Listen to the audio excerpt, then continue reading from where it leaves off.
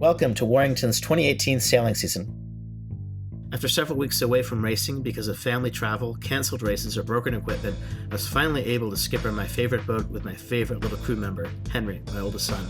As you can see in this video, he had a great time dashing around the course with me and John. Winds were about 8 to 14 knots, which are perfect conditions for Warington.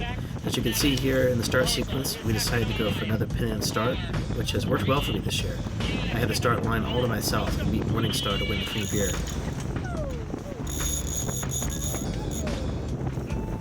We quickly settled into a duel with Panache that would continue all night. On this first windward beat, they managed to squeeze ahead by a couple of boat lengths. Take a look down below to make sure you can toss down below. Yeah. Okay, watch this, Henry. Move this to the other side. But on the first downwind run, we managed to cut that lead down.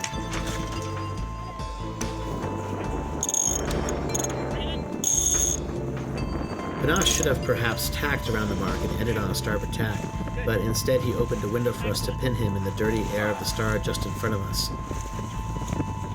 If you look down to the right, you can see us bury the rail of the boat in the water a couple of times.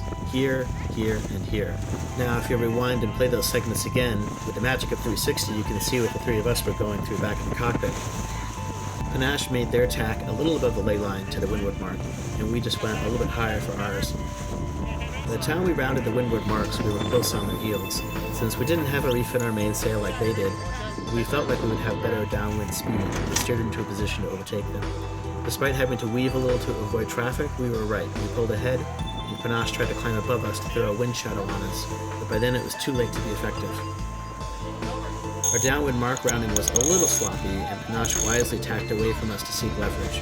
We tacked to cover him, and found ourselves slower on this beat than we would have liked. We pulled ahead, and there was again another lead change.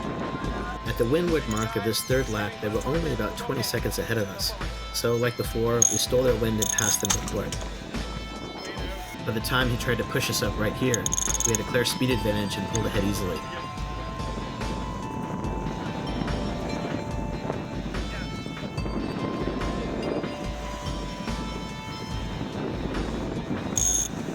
He moved to try to steal our wind, but I matched his move.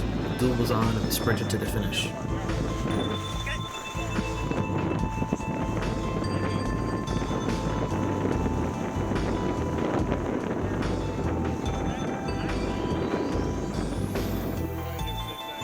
We weren't actually sure if we were being finished at this point or not, and since we made the mistake of finishing too soon earlier in the year, we were extra cautious tonight.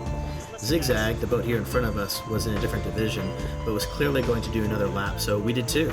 This turned out to be a victory lap since we had beaten Panache by 17 seconds boat for boat, and by a minute and 56 seconds when the handicap corrections added. Morningstar and Resolute, who are the other boats in our division, finished about 10 minutes behind us. Back at the club, we claimed our beer and had a relaxing supper.